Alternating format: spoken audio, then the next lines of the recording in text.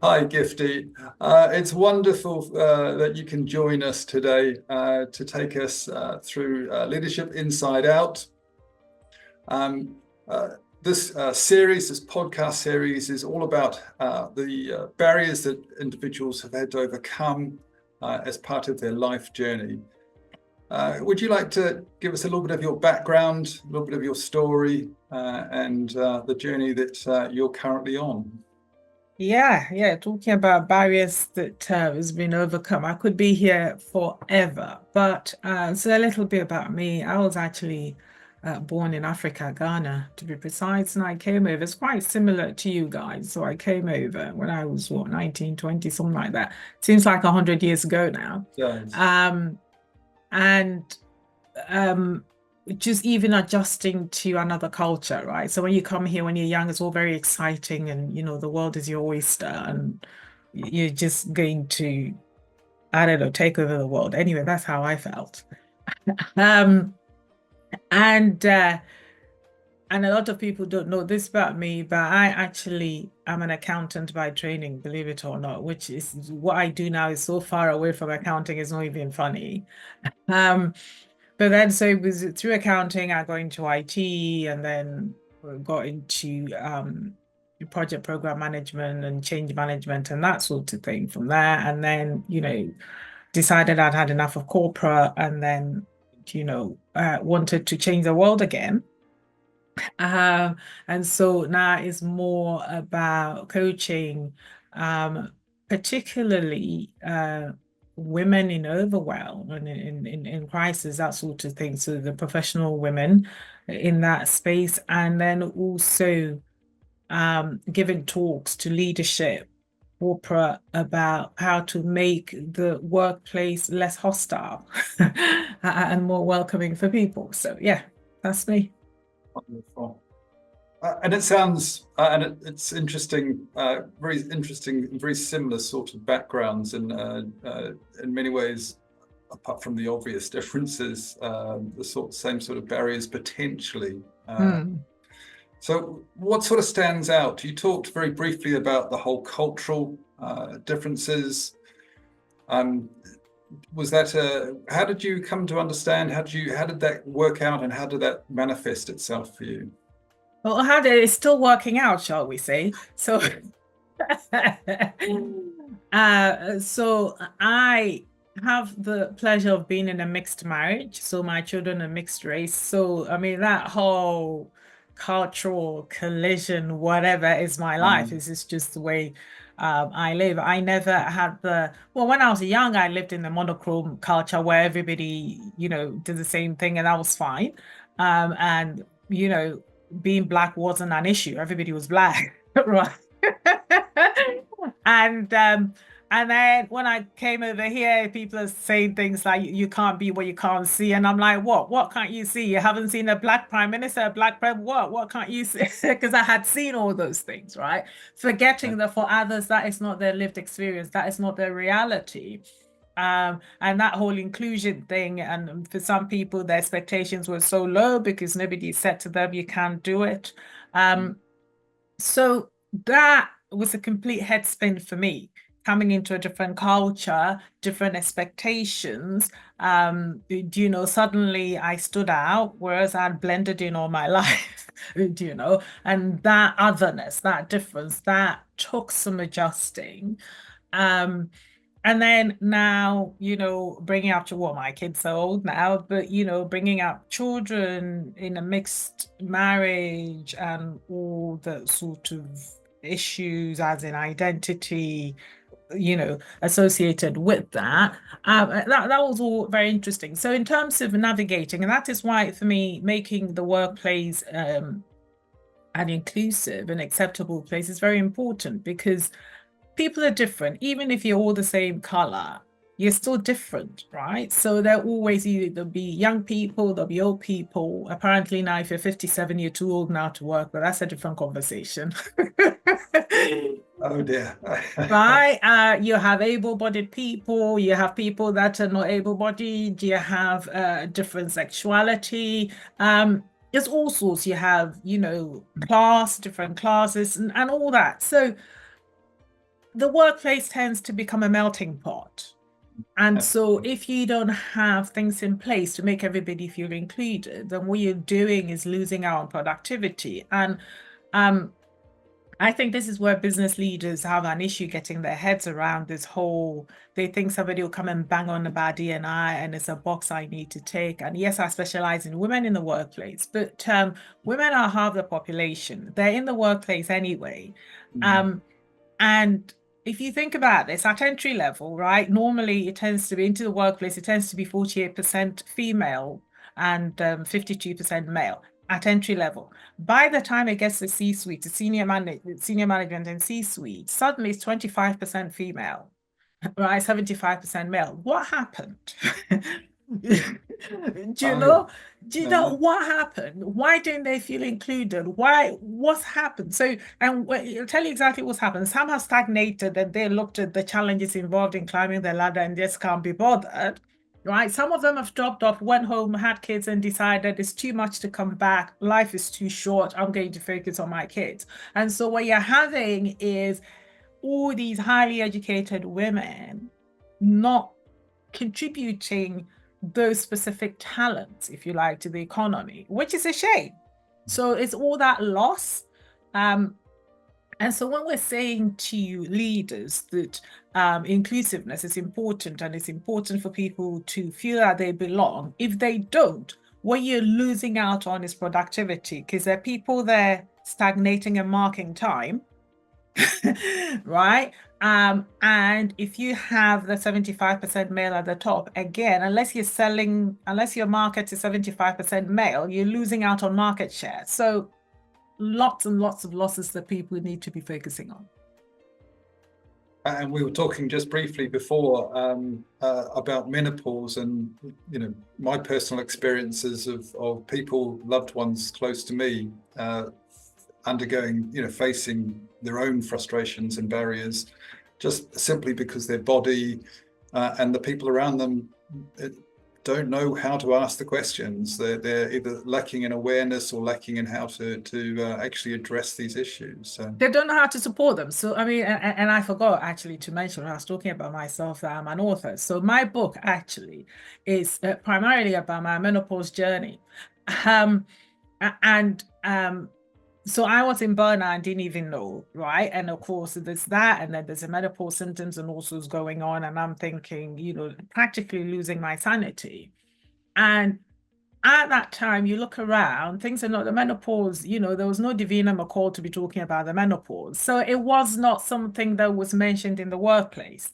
No. And if you did, you were the batty old woman, and nobody was going to listen to what you had to say anyway. So, and women were struggling in the workplace as it was anyway. So the last thing you wanted to do was come and say, and by the way, I'm having hot flushes. It just was not the done thing. Now, again, for employers, for me, that was always confused me, is you've gone to the effort of recruiting these women. They're there. You've trained them as well. Yeah. And apparently, the stats for leadership, it costs like 200% to bring somebody else in, right? Yeah. So if they've gone through and they've become a manager, surely it's cheaper to understand what it would take to keep them there than to allow them to fall through the net and then go pay 200% of their salary. What's that about? It just doesn't make business sense at all. But they don't think about it that way. And when you have these very low retention rates, and if it's these women falling out as well, then it means the less women you have at the top, the less women you will have coming through the pipeline, because they can't be what they can't see. So yesterday I was doing a presentation, and I was telling them that if you want to increase your sales by 25%, all right, look at your talent pipeline and look at the people in there and look at making things inclusive. And inclusive workplaces overperform their peers by 25%. So that's a very easy way of, if you want your financial performance to go up by 25%, just get some inclusion going and keeping your people. And just by doing that, because these people, if they're there and they feel they belong and they are able to perform at their highest level, of course, the sales will take care of themselves. Do you know? Rather than having people there underperforming and having the wrong people and, spending half your efforts on, looking at what your retention rates because people are leaving. Use that 25%, basically make people feel included, keep those women and, any other type that is sort of leaving because they don't feel included. It just makes financial sense, absolute financial sense. Wonderful, thank you. Can we take you back to your 20s? A very long time ago. You came to the UK. You said you were 19 or 20. How did you break into the workforce? How did you, what was the process? What were your early experiences of working in the UK? Yeah, so I was studying, so that was good. So I was studying accountancy, so that was good. So basically, any job would do. I didn't care, right? And I've done every job you can think of. I've been a cleaner. I've worked at checkouts, anything that would go. Familiar. Do you know? Just so because you need to make money, you need to pay your rent and that sort of thing. So anything would do. And then, so I studied ACCA in terms of and so for that studying, you could do it in modules. So I could study and work at the same time, which was good. So I could still be working in finance, obviously not as a qualified accountant, but, just as some finance person counting something somewhere, whilst, I was still training. So that was how I did it in parallel. So I didn't actually study full-time. I was studying and working. And if you did that, your employers paid as well. So they paid, so which is also good. Because you got study leave for exams and everything, which is fantastic. So that's how I went through. So by the time I qualified as an accountant, I already had finance experience, because sometimes you just go qualify and then you don't have experience and it's hard to get a job, and then it becomes a catch-20 or whatever that is. So because I did it in parallel, I was able to, by the time I finished, already have the experience and then go through finance that way. So yeah. And in terms of barriers, where did you face any barriers at that point? You were an immigrant. I'm an immigrant. I understand that even just cultural understanding. Yeah. I come from New Zealand, where most people think the culture is exactly the same, give or take 20 years, which could not be further from the truth. But yourself, was it a huge cultural shock, or? Yeah, so to talk about cultural shock, right? So obviously I didn't sound like this, when I first came. But apart from that, I didn't sound like this. I didn't also know I had an accent, right? So, and I'm sure you can relate. So when I was speaking to people and they couldn't understand what I was saying, I'm thinking, what is going on? I speak English. I study the Queen's English, I come from a British colony. What are you talking about? But so there's all that going on. And then, of course, with time, you realize that, hang on, you speak a bit different, and of course, that changes with time. But to be fair, I made a conscious effort to make sure that people understood me when I spoke. So that was one of the first things that got drawn to my attention. But when you're young, you're a lot more, I guess, resilient and robust, right? So some of these things can kind of wash over you. Type thing. And I remember going for a job once, and this was actually a finance job, and being asked what type of British I was. I'm thinking, okay, and they're different types, but but it is what it is. But I also, in terms of barriers I face, I made myself a promise, believe it or not. I made myself a promise when I realized color could be an issue. I made myself a promise I was never going to allow it to hold me back. Mm-hmm. And I had the luxury of doing that because, and this is where I like to make the differentiation. People that have grown up here have, what's the word? Because I had grown up in Africa, I was always comfortable in my identity and who I was, and I wasn't trying to be anything else. I was Black, and that was the end of the conversation. Right. And there was nothing wrong with being Black. Do you see what I mean? Absolutely. Right? Nobody had looked down on me or treated me any other way for being this color. So I was comfortable with it. I didn't have an issue with it. So I didn't anticipate anybody treating me any other way, which meant that a lot of possible racism went over my head. Okay. Wow. Do you know? Absolutely. Yeah, because I didn't actually even see it as in if somebody was being funny or awkward towards me, the last thing I would use to interpret that would be race. I think, oh, that person, I don't know, something wrong with them, not me. Do you see what I mean? So that helped me cut through a lot. So I mean, like now when I'm advising young people, I'm like, yes, be aware of the issues, but make yourself a promise you're not going to allow them to hold you back, because if you allow them to, they will. Sometimes you can't talk yourself out of the race. Absolutely.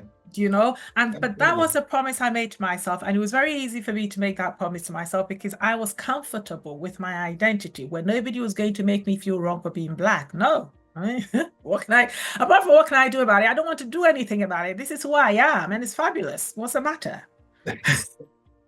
Wow. Okay. I mean that's quite an interesting in terms of both the revelation and in terms of the awareness that of your own situation. I mean, oddly enough, I do understand, although clearly I'm not Black. But my upbringing, I was the son of a solo parent or a single parent, and I remember making actually a very similar vow to myself that to never let my father's status ever to be a judgment or to hold me back or to be defined by something that I had no control over. So it's interesting that clearly you've made that same conscious decision as well. I did, and not only did I do that, I also went the extra step of if they had a negative bias about a Black person, I was the one going to go in there and change that bias. Okay. Right? I was going to go in there and show them, a different side. So whatever it was, whatever their bias is, because a lot of the time it's ignorance. They don't know, they haven't had the exposure, so that they're bad people. So what they need is the exposure, right? So I would be the one. And again, it was the same thing for being a woman. And because I worked in IT for a long time, and for a long time, I was the only woman in the room, right? Because IT is men. I didn't care. It didn't take one hair out of me. Why? Because I'd already negotiated the color thing. I didn't allow it to stop me. So I knew how to not let a possible disadvantage hold me back. Again, I was going to be the woman in the room showing the men how to roll.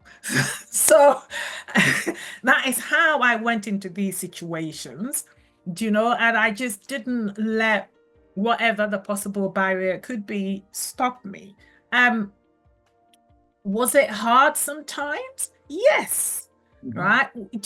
Was I ignored sometimes? Would I make a point and it will be ignored, and a man will say the same thing and suddenly everybody will jump on the idea like, yes. But I thought all these things can happen. I don't care. I am in here and I'm going to be recognized, and nobody is going to ignore me. And even when it was obvious that it could be because I was a woman, I was color, I'm like, I'm not seeing that. I'm not going to allow this to define me. No, you're going to talk to me, you're going to look me in the eye, and you're going to acknowledge that what I'm talking about makes sense. Wow. And that's how I navigated it. Wow, amazing. So into your 30s, still working? Yes. Children, possibly? Yes. So yes. So into my 30s, got married, luckily, yay. Um, I managed to convince someone to marry me. And then I had kids, and then that was a whole different challenge. Tell me more. All right. So there I was, a very capable woman, going up in my career trajectory, doing very well. And then I had kids. And nobody pulled me aside to say to me that my life was going to be upended and I was not going to know which way was up. Right. And so for me now, my coaching, I specialize in working mothers. And I choose to do that because I wish somebody had pulled me aside. And I honestly feel that, if you're a working woman and you go and have kids, as you're coming out of the maternity ward, somebody should pull you aside and go, oi, come here. This is what you need, right? Because you have absolutely no idea. No. So next, and I thought I was just, and I kid you not, I remember when I was young, in my 20s, and at work, and this woman went off and had a baby. You had to write these cards when people are, leaving card. And I literally wrote, go in there, push the baby out, come right back. That's what I wrote. I was in my 20s. Please forgive me. That's why I thought you won't push me out, come back. What's the big deal? Right? Until it happened to me. Right. My first pregnancy was straightforward, baby straightforward. The second one I got really ill, but that was not even when my life was upended. It was just the first one with a straightforward pregnancy, baby just coming out when he was supposed to come out and everything. And came back and I was made redundant. Straight off maternity leave, I was made redundant. Now, can you imagine the shock of that? But before the redundancy, I was there navigating baby and career, and this will make you laugh. So I'd been at home for 6 months on maternity leave. The day I was going back to the office, the very first day was when I dropped the baby on his head. It's more common than you might think. 6 months, it was fine, never dropped. The day I was going back. So I spent the whole day in the office phoning my mom. Is he still alive? Is he still alive? Couldn't concentrate. And I was breastfeeding at the time. So you can imagine trying to maintain, the milk. And it was just a mess. But this is the complication that I was having to deal with. No other man, if the man had gone, wife had a baby, he just comes to work and continues, right? He is not, maybe he's on the phone to the mother-in-law asking is the baby still alive, but I was doing that on top of every couple of hours going to Express to maintain my milk flow. So, and confronting a very long commute. So by the time I came home, I was frazzled. But that is a reality of a working mother. And then you want to jack the job in because is it really worth it? Because you see your baby, maybe these were the days before flexi working and location flexibility and hybrid working, so you had to be in the office. And by the time you'd done the commute, got there, wrestled with the breast pump in the loos and all that, it was just not and you think, how long can I keep going like this? And I had, at that time, I had my mom trying to help until she went back. And then you wrestle with finding childcare, affordable childcare, and, rushing back to make sure you not find if the child is at nursery. It's just easier for a lot of women just to give up. Right? And also it depends on how much you're earning. Right? So sometimes by the childcare cost, there's nothing left and you're thinking, I'm stressing myself out for what? And then they fall into the broken rung and they come and stay at home and look after the kids.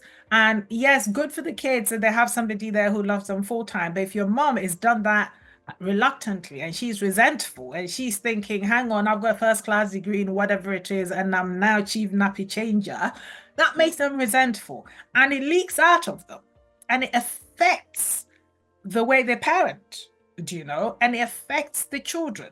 And so it really have to. And so when women, some woman reached out to me in LinkedIn because I wrote an article about mothers turning down promotions because it's just too complicated and they think they can't cope. And my answer to that is, don't ever turn it down. Always go for it. Always go for it and figure out a way to, always go for it.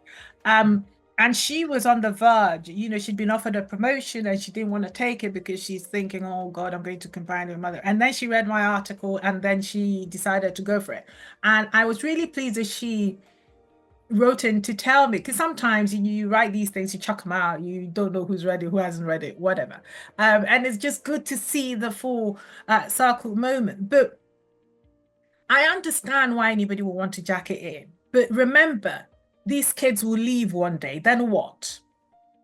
Then what? Because the 20 years you stayed at home to bring them up, they've gone. They have a right to get on with their lives. You don't want to be the mother stuck at home and it's like, Jack, you have to ring me every 1 hour so I know where you are, right? Because they've been your life for 20 years and your self-esteem is defined by the grades they got in music. That is not healthy. You can't impose your dreams that you chose to give up on the kids. They didn't ask for that. So when it comes to motherhood, for me, and I accept not everybody wants to be in the workplace. And listen, if you want to be an earth mother, stay at home, look after your kids, and if this is what you were put on this earth for, please knock yourself out. For those of us that perhaps, wanted something else on top of that, because we're all built differently, there's no guilt in wanting to be a mother as well as having a career. Nothing wrong with that. You need to honor who you are, really. And some people, they were put on this earth, was it Jackie Kennedy, one of the Kennedy mothers, saying that her job was to bring out presidents. So if that is your job, good for you to bring out presidents. I couldn't bring up a president. I mean, I'm still trying to get my kids to load the dishwasher. So anyway, definitely potential president material. Right? So it is about what you feel called to do. Right? I particularly feel called to make women's lives better. Right. And so it means I have to keep educating myself. I have to keep pushing for change and all the rest of it. And also to empower them to be able to be better mothers and not get frazzled, and to be able to look after their precious ones but not forget about themselves and who they are and think that, hang on, I have to sacrifice my life. So sacrifice is a word I hate, because implicit in sacrifice normally is resentment, because somebody is sacrificed and they're sitting there waiting for somebody to acknowledge them for their sacrifice. And woe betide the person if they don't remember to give that acknowledgement.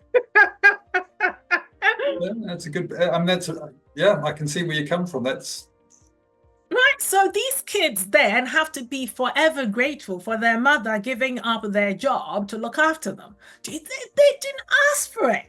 And you can't come and impose your sacrifice on them and then expect them to be grateful. That does not make for a happy life. And so I'm saying to the women, go for the promotion, and push, negotiate, for the support you need for you to be able to keep contributing to the workplace, if that is what you want to do. Well, thank you. So made redundant after the first child or the second child? The first child. I was made redundant after the first child. So I thought, okay, fine, whatever. I'll take the money and go do whatever I want to do. So I moved countries then. So I moved from the UK. I went to Ireland and lived there for a bit, but then started working there. But still in IT. So started working there and then came back to the UK and then had a second kid. So yeah. Right. And still in corporate life at this stage? Yeah. Still in corporate life at this stage with the second kid. But then when I had a second kid, I got really ill. I almost died. And then so for that, again, yet another whatever. But so I was at home with both kids for about a year. And when the times I was at home with them full time, I look back now with regret because I wasn't present. Do you know? I was stressing about, oh my God, getting it back out there. Will I be able to make it? Whatever. And I just wasn't present.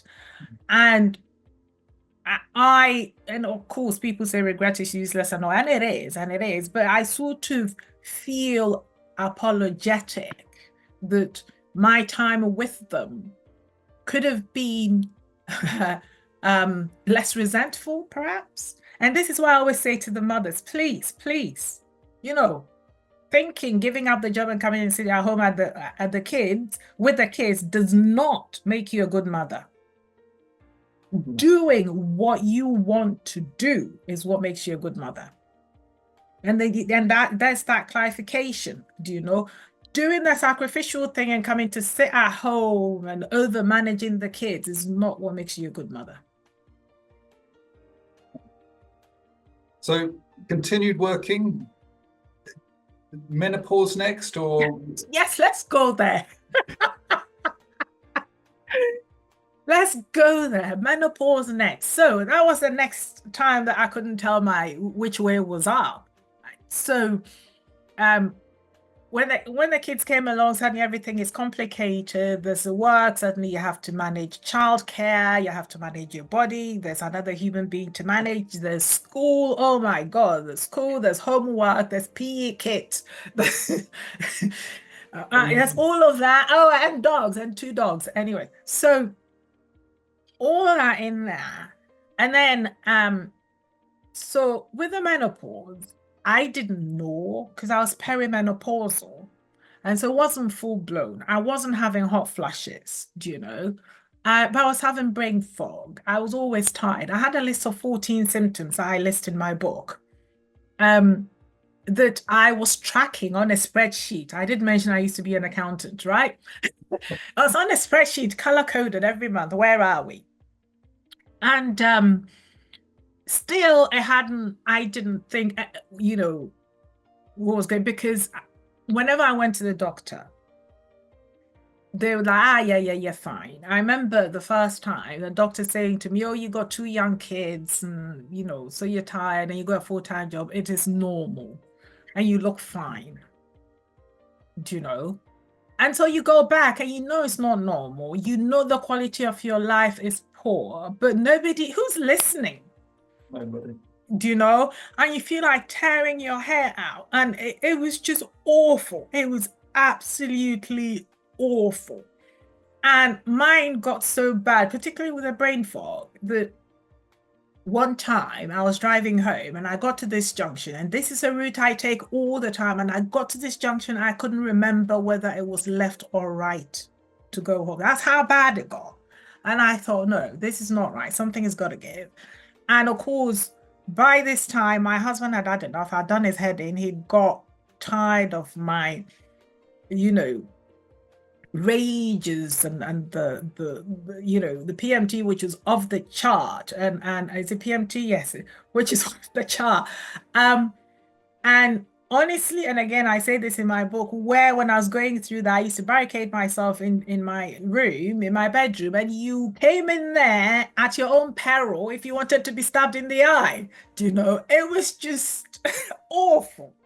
Where the kids will know, leave mommy alone. All right. And eventually, because of course, the NHS was such a waste of time. I had to battle my own way through. I had to find my own way. I had to do my research and find my own way and come out of the other end. And that's why I wrote the book, to give other women a chance. Because if you're depending on your doctor, and again, things have changed now, so there is a bit more awareness. But it was only yesterday somebody was posting on LinkedIn, because I think was it last week or the week before, that was Menopause Day. and now it's talked about on LinkedIn, so everybody knows about it. But she was like, she went to her doctor and basically she felt ignored, you know. So yes, they are aware of it, but the NHS is still under all the pressure and all that. So if you think you're going to go and they're going to sit there with you and tell you everything, you still have your 10 minutes if you're lucky, you know. So for me, I went on my own journey, did a lot of research, and knew that, hang on, every woman goes through this. And in some cultures, it's practically unheard of. So this has got to be environmental, you know? And so that was why I did all that research and understood and made huge lifestyle changes, you know? And to anybody suffering from brain fog out there, sort out your sleep. But do you know? Not always possible, but yeah, sort out your sleep and you'll be surprised. But it was just, oh my God. And I remember sometimes at work just going up the stairs, because I was always health conscious, wanted to exercise, just didn't have the energy. Just didn't have the energy to exercise, do you know? And just going up the stairs, and sometimes I used to wake up and my prayer would be, God, please give me enough energy to do this day. Do you know, I was that tired and exhausted all the time for no apparent reason, because what was I doing physically? But I will wake up tired, go to bed tired, always in a bad mood, always in a bad mood. And I'll go to work and put on my nice happy face and they will get the best of me, and I'll come home and scream at everyone.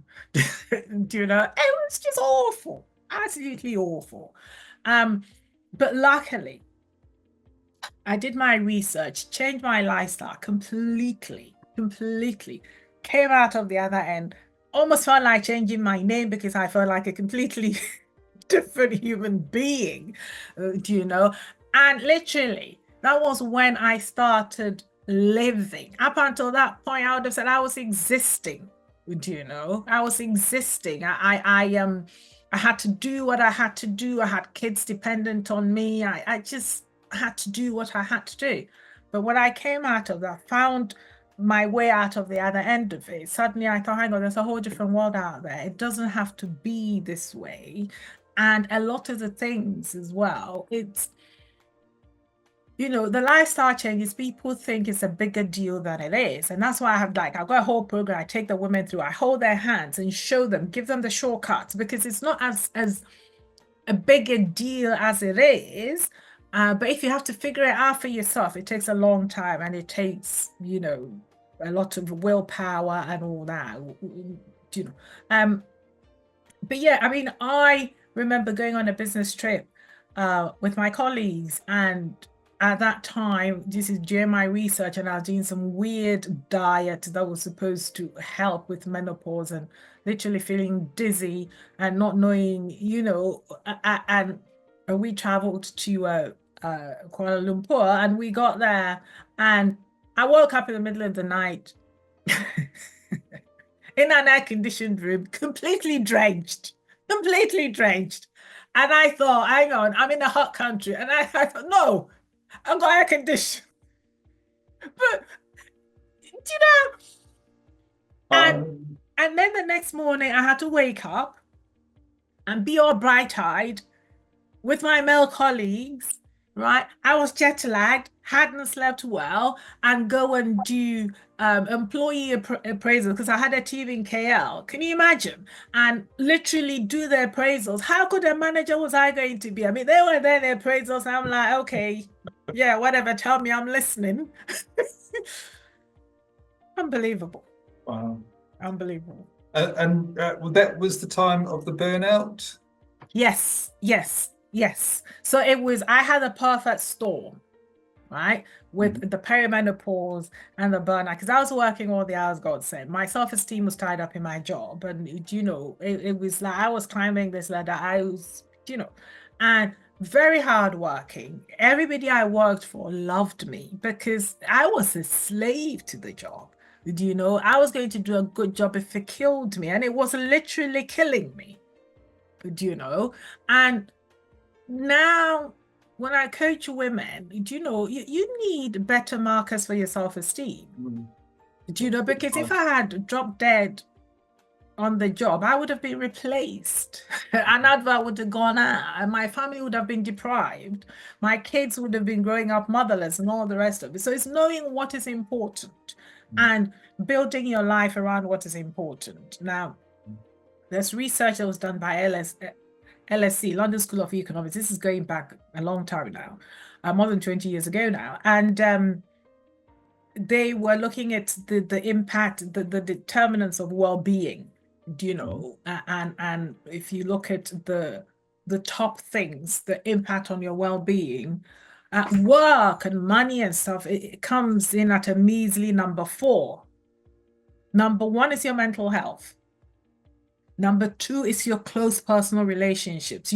Those kids and everybody that you ignore and work, whatever, they, number 2, contribute towards your mental health. And then you have your physical health, which is number 3. And then number 4 is where, the career and money comes in. But people don't know this. So when I coach people, I'm like, look at this in terms of priority. Yeah. And make sure your life is arranged like that. So if something is disturbing your peace of mind, no.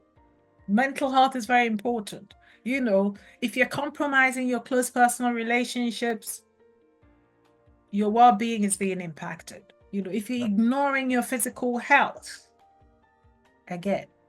So before you check that extra email from work, if your child needs your attention, make that call, and put firm boundaries in. This is what I tell my women, and people cannot spell boundary because they think, oh, if I put a boundary, it makes me a bad person. It makes me heartless and all that. So because I'm a kind and good person, no boundary. My boss can phone me 12 midnight and it's fine. I'm there. It's nonsense. It is. So you left work because is that when you moved into coaching? Yes. So when I left IT, I went into coaching. But and again, so in the workplace, all my time in corporate, I never got good at playing politics in the workplace. The corporate politics, I was never good at it. And that is a skill in its own right. Absolutely. Right? And I used to sit there and just watch the games being played. And it is not about the person, that's best for the job and all the rest of it. People will put in the person that they get on with. And when it comes to initiatives and everything, it is about what is going to make the manager look good and all that. And the most vocal people in the room half the time are not the cleverest. It's just the highly paid. So what you have then is I tell you one time, one of my applications I was looking after almost was brought down because the right person didn't speak. So we had a meeting, we spoken, I had people offshore, blah blah blah, and so what is the decision? What are we going to do? And they're like, okay, we're going to put in this code and whatever. Cool. And there's this particular person that wasn't speaking, and I knew that he was actually the sharpest. Why was he quiet? And why was he sitting down allowing us to we're going to put this code in, and basically was going to sort out a security issue we were having. But the flip side of it was that if we put the wrong code in, because what we wanted to do was stop certain people from accessing certain information. Now, if we put the wrong code in, we will block everybody and bring the system down, and nobody will be able to do anything, right? Now, which would have led to reputational damage for the organization and everything. So it was a very fine line we had to tread here. So before this code went in, I needed to know, guys, is this the one that is going to be selective? And everybody, yes. This guy wasn't saying anything. And I'm like, why isn't he saying anything? So after the meeting, I pinged him. And I'm like, mate, you didn't say anything. Do you agree with this? And he says, well, actually, I've got some misgivings, but my boss was in the room and he was saying whatever. Tell me your misgivings. Spell it out to me. So he told me his misgivings, and I went to the boss and said, this is it, you know, da, da, da, da, da, da. And luckily, we went with what, if you like, the minion that wasn't speaking was proposing. Now, that is the danger in the workplace, where if you don't allow the right people, the air cover to speak, you make the wrong decisions. And wrong decisions get made all the time. You have a huge, expensive projects being put in all the time, not because they're the best project, but it's because it's the one that's going to make somebody look good. Do you know? And I struggled with that in the corporate world, as in the right decision not being made. So it was one of the first things I struggled with. And the more senior you get, the more political it gets, as you know.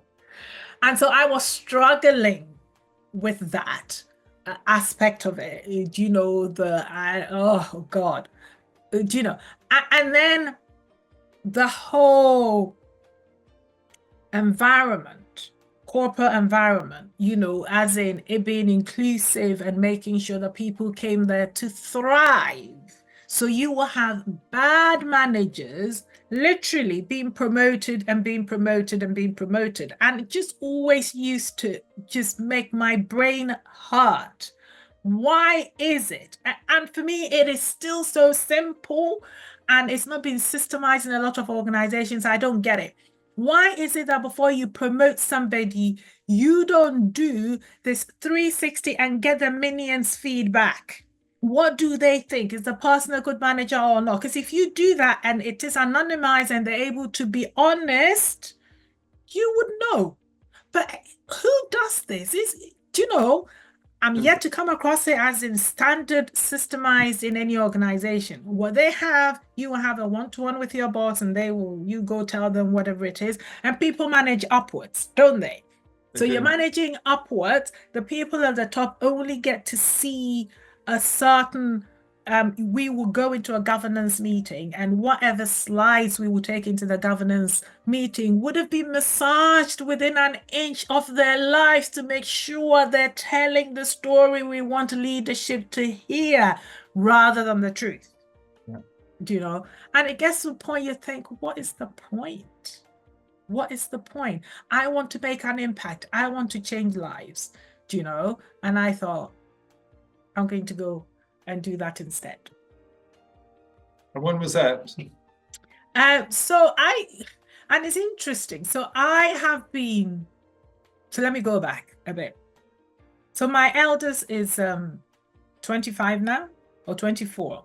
Now, when I had him, I thought, I'm not doing a corporate thing. I'm going to be a coach. So I went and trained as a coach, and then didn't coach because I realized I had to get my own clients. So I thought, nah, this is too much hard work and everything. You know, I'll go back to corporate, easy money. I don't have to do any sales and marketing. But what I did do, because I'd always been interested in human performance and human potential, I'd always been interested in that. So I kind of dabbled, right, on this. I just always kind of dabbled, but not like throw myself at it, do you know?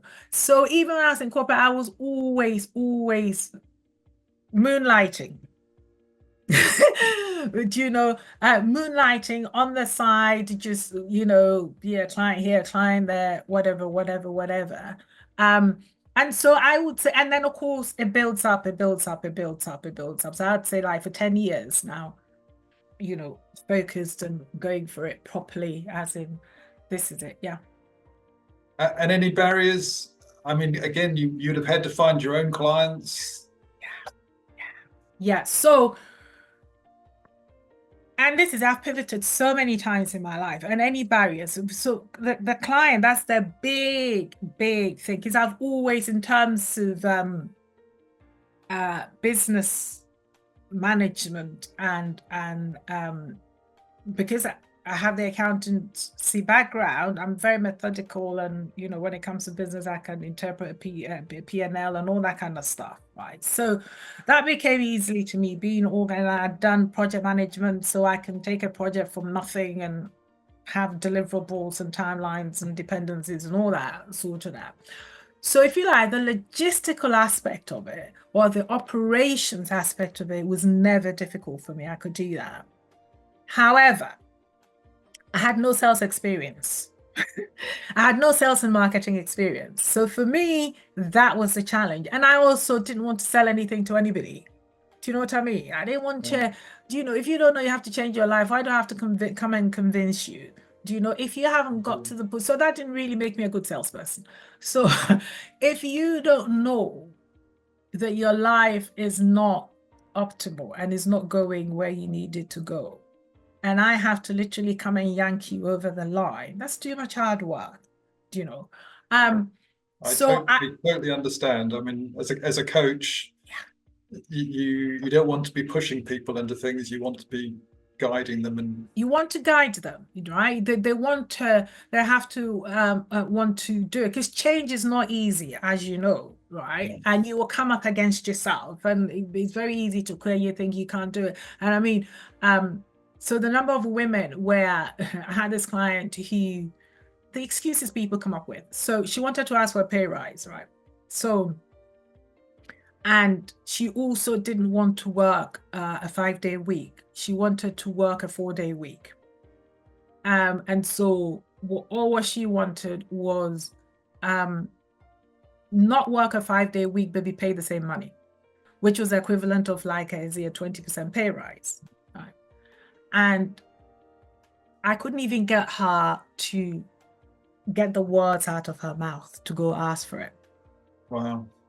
Because she said her company had never given anybody 20% pay rise. I'm like, is that true? You don't know that for a fact. Is that true? And also, what you're actually asking for is not for your pay to go up. What you're asking for is to work a 4-day week. Completely different. Completely different. Yeah. But yes, it did the equivalent of that. So you're staying on the same money. So whoever your manager is not looking for extra budget here. And yes, you're going to do 1 day less, and that is the negotiating in terms of your deliverables, right? But don't get into your head that they've never given anybody 20%, so she's not going to, and literally before she went onto into the call with her manager. So first off, she wasn't going to go because her father said it was a bad idea. And I'm like, is your father a coach? No? All right then. Listen to me. Yeah. Because anyway, so, and then she had convinced herself it was a bad idea, literally hyperventilated before she went in. So I had to calm her down. I was traveling on a dodgy Wi-Fi, every other word, and calm her down to say, we're going to get the words to come out of your mouth. That is your only expectation for now. Whether you get it is neither here nor there. But what we're looking to break through is for you to ask for what you're worth. You're not always going to get it, but you should be comfortable with asking for what you're worth. Absolutely. And so coached her through it. We rehearsed, made her, say it to me and everything like that. Because half the time, just getting the words out of your mouth is the difficult bit, And so she went, she did it, good for her, and broke down crying. But anyway, whatever, right? But in terms of the recognition for her, she asked for it. So guess what? She got it. I'm not surprised. She got it, but she could have talked herself out of the game, and she was all set, ready to talk herself out of the game and say, oh, it's all right. The most important thing to me is, the 4-day week. That's the most. So if they grant me the 4-day week and they want to dock it out of my phone, nobody's docking anything out of anybody's pay. We're going for the 4-day week and we're getting full pay. That is what we're going in for. And, but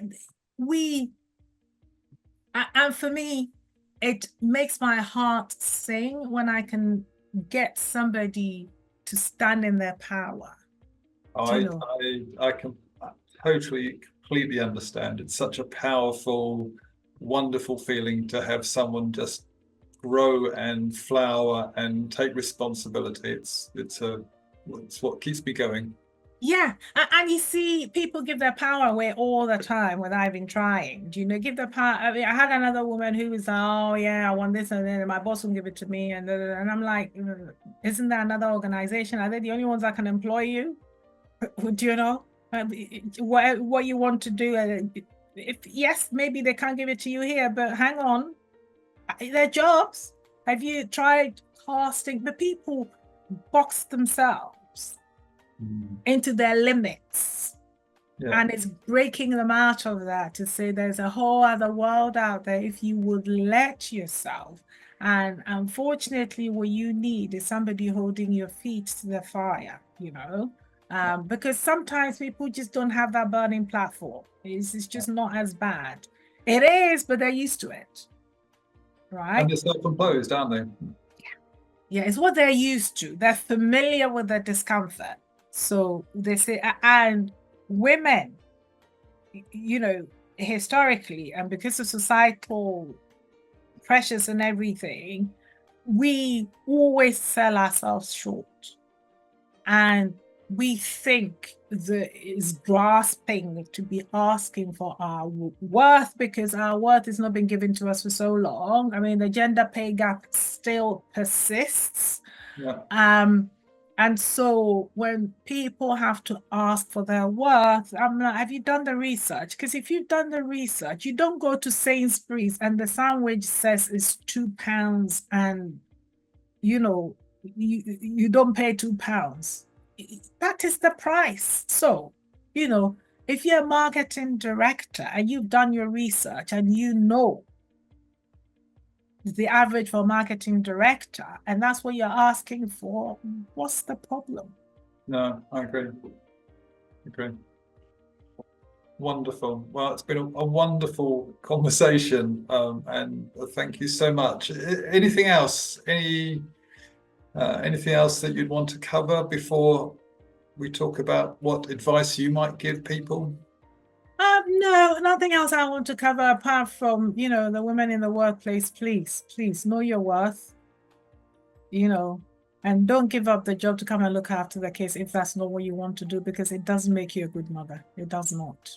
Thank you, Gifty. Gifty, how can people get hold of you? My website, giftyenright.com. Everything about me is there. My book is there. You can get my book on Amazon. And yeah, I might even see you in your workplace because I do lots of corporate speaking and stuff like that. So there's a corporate speaking bay. If people want to work with me as a coach, again, through my website, they can connect that way. Or they can read my book. Well, thank you, Gifty, so much for your time today. I mean, I've absolutely enjoyed it and fascinated. So I really, really appreciate it. So thank you. Thanks ever so much for having me. It's been a pleasure.